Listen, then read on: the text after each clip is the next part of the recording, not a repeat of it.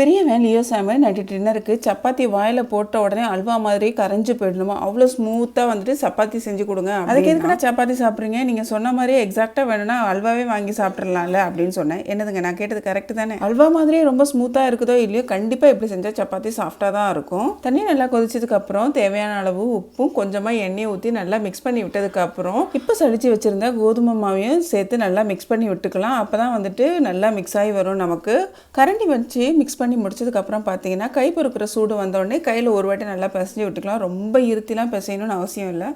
இதுக்கிடையில் பார்த்தீங்கன்னா நான் ஒரு கிரேவி பண்ண போகிறேன். அந்த கிரேவி பேர் என்னென்னு பார்த்தீங்கன்னா சோம்பேறி பன்னீர் பட்டர் மசாலா தான்.